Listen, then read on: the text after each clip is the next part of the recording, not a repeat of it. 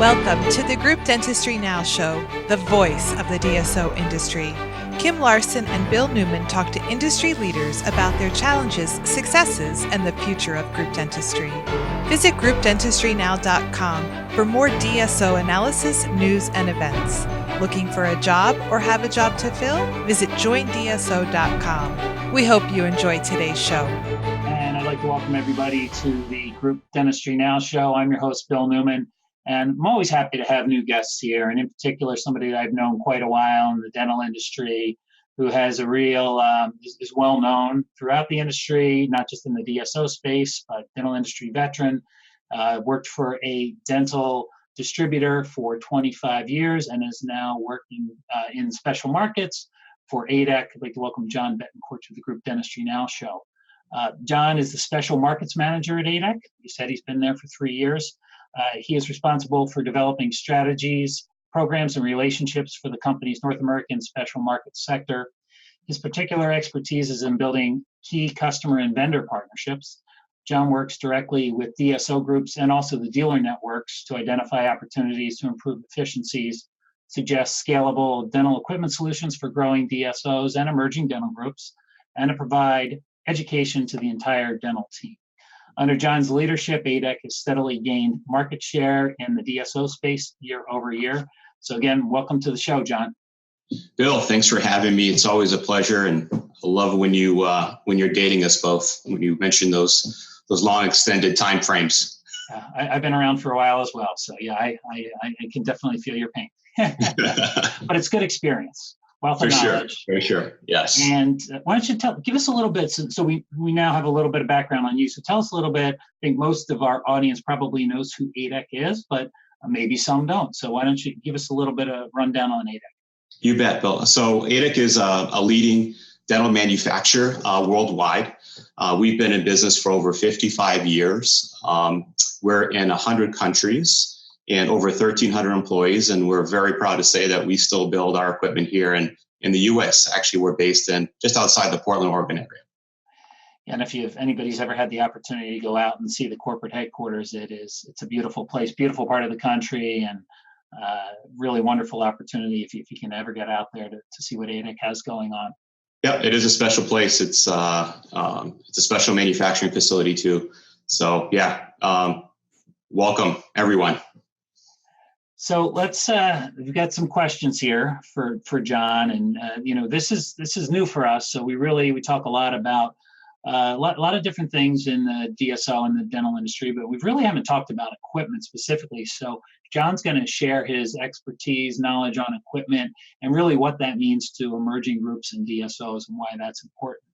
So maybe we'll start with some advice. So if I'm a small group and I'm looking to purchase dental equipment, or I'm a DSO that's large, and whether I'm de novo or whether I'm through affiliation, what would be your advice when I'm choosing dental equipment?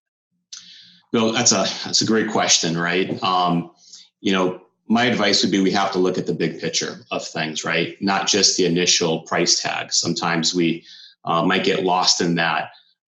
You got to consider the hidden costs you don't see on that price point, right? What is the ongoing maintenance involved? Repair, replacement of products, the expected lifetime of the actual equipment. You also have to consider the human cost of things, right? So the unreliable equipment is frustrating and stressful to the dental team. It also gives patients a negative kind of feeling when they walk in and they have to wait longer because they have to move somebody from a different room, or a room's not working, whatever that might mean. So it does leave a negative impression, in that particular location for a group. And you have to look at the big picture, like I said, but you also have to look at, what we call cost of ownership, right? And Bill, I'll explain that. It kind of falls into three different buckets. So you have your initial acquisition cost of the actual equipment, right? That's what's on the invoice. That's what you're writing the check for. It's very important. We all know that. But you also have to look at the operational cost, which is the second segment, right? What does it cost to get somebody up to speed? What is the cost for reliability? What is the cost for, like I said, onboarding folks? That's the second bucket. And then obviously the last bucket is the maintenance part of it, right? So what's needed to maintain the equipment over the lifespan of the equipment? So when you're looking at that and you're looking at the big picture, kind of think of those things in three different buckets.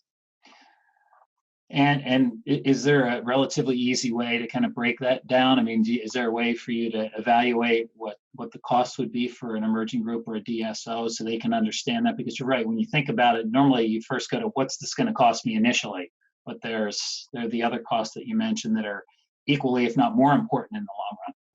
Yeah, for sure. So reliability, right? In my opinion, that to me is going to pay off on the long run and in the short term.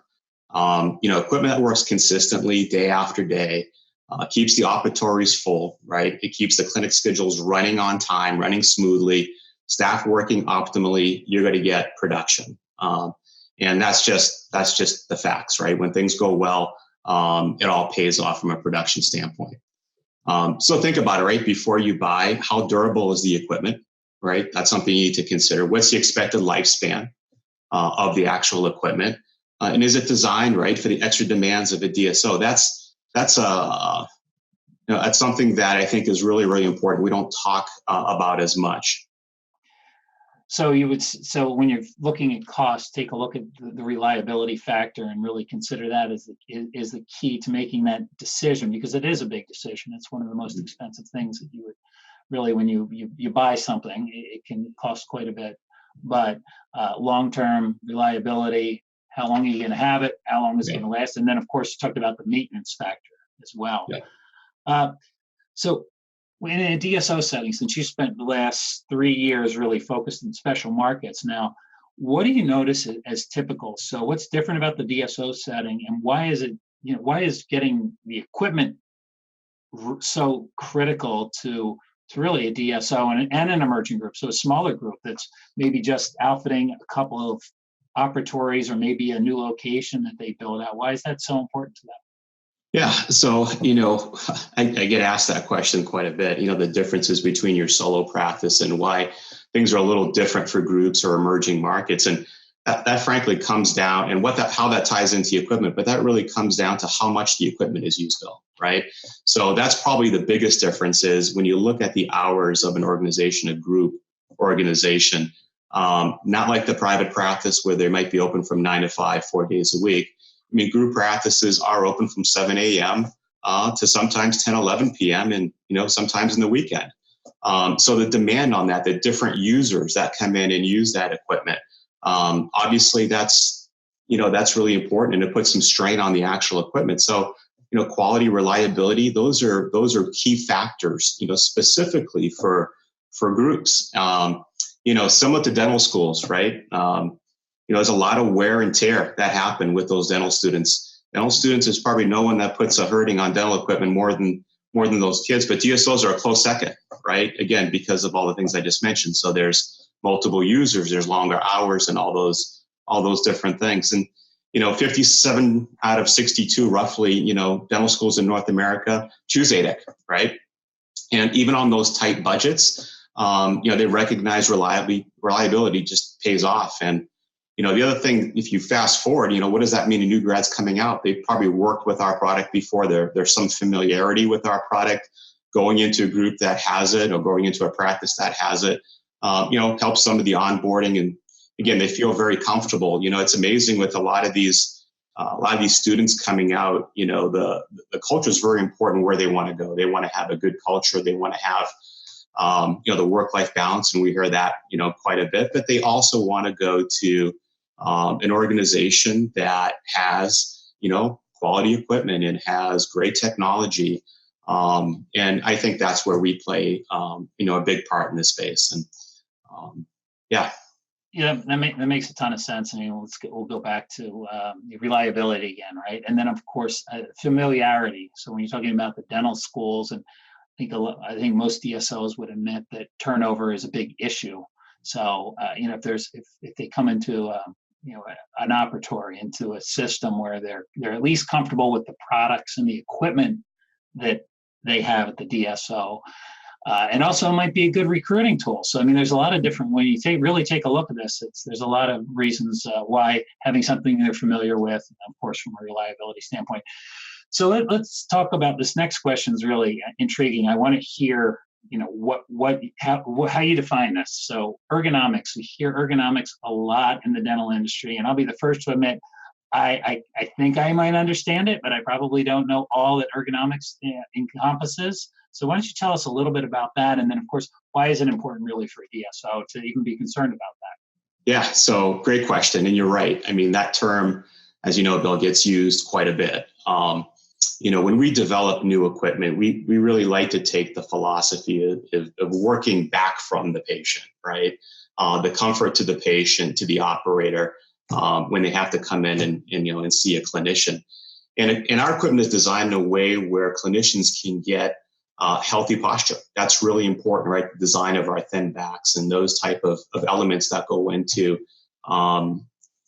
manufacturing and designing our equipment, along with the headrest and proper positioning from that perspective. It's for example, right? So our chairs allow doctors to get and operators underneath because of its thin back, right? So regardless if you're a 6'2" operator, or if you're a 5'1" hygienist, or whatever that might be, you want to be able to not cradle that chair. You want to be able to slide your legs underneath and keep your arms elevated, not above your heart, but within a comfortable range, and not making a lot of class 3 and 4 movements. So those are all the things that come into the realization of how equipment's designed and why it should be that way. It's really to help prolong the life of the dentist, right? And we want them healthy, right? Proper ergonomics, right, keeps the staff healthy, keeps them healthy, and they're able to practice longer. As you know, it's important for groups. You mentioned this earlier, but turnover and those type of things. I mean, when they're in an environment where they can come in and not deal with neck, back, and shoulder pain, it's a big deal. It absolutely is a big deal. As a matter of fact, 60% of dentists complain about some type of shoulder, back, or neck pain. So if we can provide, that equipment to keep them healthier during the day and treat their patients better, and that patient experience and keeping the staff happy, that's what we aim to do. And that's how our equipment is designed and focused, and everything's kind of around that ergonomic factor. It makes a lot of sense. As far as ergonomics and clinical efficiency, talk about the connection there. Because efficiency is important to DSOs and groups. There's no doubt, right? So, if your clinicians feel comfortable, right, if they maintain a healthy posture, they're going to work longer, right? Equipment that helps teams work together, more productivity, is going to produce more productivity, right? So without leaving the room or your eyes off the cavity and increase, it's all going to increase your efficiency, right? So it fuels profitability and growth, and those things are important, right? When when you have people waiting in that waiting room, and every room is booked. So how can you provide, again, the best dentistry that you can and keep your patients rotating through? Efficiency is a function of furniture as well, right? So it's not just your chair and delivery system, having everything around you within an arm's reach, right? Like I mentioned before, not having really dramatic movements to reach for materials or instruments or hand pieces, and those type of things all come into play. And just to kind of broaden from outside the operatory, same thing with sterilization, right? So layout of sterilization, the ergonomics of how to get to it, what to grab, what's dirty, what's clean, bringing that back. And that's what we can do to help. A-dec is we're designed around good ergonomics, and it's to maximize efficiency. That's what we're trying to accomplish. Yeah, that's important to consider. Mm-hmm. I think capital expense, right? So this is the other consideration. So with equipment, any equipment really, mm-hmm. Especially for when you're scaled as a DSO, it can be a major capital expense. So how do DSOs make the decision, and how do they feel confident about making a decision when it comes to purchasing equipment? Yeah. So first, it's what's the manufacturer's reputation, right? Are they known for quality, right? So all the things we just talked about, Bill, quality, efficiency, ergonomics, that all plays into that factor. Secondly, what kind of support are you going to get after the sale, right? We look at equipment as not a transactional event, right? It's not a disposable product. I mean, equipment is a long-term investment, right? So, warranty, is the minimum you should expect. do they have good customer service? That's another factor is, what is that support after that you can make a phone call and get some basic things taken care of, over the phone. The other thing too, I highly recommend is talk to the technicians out there, right? There's technicians in these locations all the time and ask them, what do they think? What are the brands? What's most reliable? Which ones are designed to easily maintain and install, right? Because for groups, getting that installed, building out de novos, as you know, it's all has a time factor, and it's usually, either moving a different location or adding another location. So, those things all come into play. Do they provide training, and support, right? For the installation, troubleshooting and maintenance and those type of things. Those are all key factors. Another consideration, are they going to have, parts down the road? Sometimes, those are the things that obsolete, a package of equipment or a piece of equipment is, it's great for the first few years, and all of a sudden you can't get parts for it, and you kind of force yourself to having to replace, not just a chair or a unit, but now replace a whole operatory. So right. Those are all things that I think are really, really important to take in consideration, specifically and especially for groups, regardless if you're an emerging or if you're a large or a national group. It's really important, and it's a key factor. Yeah, all really good points. And you talk a lot about if parts become obsolete and you're replacing chairs or operatories, and multiply that if you're a group by X amount of locations. So that could be a major capital expense. Yep. So it's not always about just what that initial cost is. There's get back to reliability and a brand that's well known and is going to be here for the long haul. So, but if I'm a DSO, or here's the but. But if I'm a DSO or an emerging group and I'm going to sell in 5 to 7 years, wouldn't it make sense for me to just go out and say, you know what, it'll be somebody else's problem then, so why should I really buy A-dec when I can buy something that might be a little less expensive? Yeah, and that's it's again a very common question. It's not unusual, Bill, but it all goes back to the principle of reliability pays off, right? Long term as well as short term. If you're going to go out there and invest in equipment that you're only looking at a very short term like that, it isn't like, all of a sudden that 5th year and then you start to have issues with your equipment, right? If you don't have equipment that is built for longevity, the chances are you're going to have issues from day one is probably more likely. Does that make sense? It does. Yeah. So even if the equipment breaks down, it isn't working, you're not generating income from it. Again, you're not getting a good return on your investment, no matter what the initial cost was, right? If you save a little bit up front, remember on those three ways to look at the cost of ownership. Yeah, you're saving a little bit on the acquisition cost, but you're sure as heck paying a whole lot more in that operational and that maintenance cost. And we as Adec absolutely appreciate that there is budgetary limitations. And this is one thing that I want to make sure that your viewers, Bill, understand is we have a portfolio of products. We are obviously, like I mentioned before, a leading manufacturer of quality products, but we also have a full spectrum, and you're not lacking on any type of quality from our flagship product to our basic product. What you really are not getting really is just, maybe some creature features and benefits. But you get the same reliability, you get the same longevity. So that's really important for us. And that message is really important. And we have custom tailored programs for groups of all sizes. And that's really important to understand, because for us, it's not about the short term. It's partnering with organizations for the long term. Again, regardless if you're just starting off with just a few locations today and, plan on having 110 years or whatever that might be, or if you're a really large organization, it's about partnering with you through the good times and through the growth times. So that's really important to us. So talk to me a little bit more about the partnership. So, as there are Adec territory managers out there, you talk about service and support and how important that is.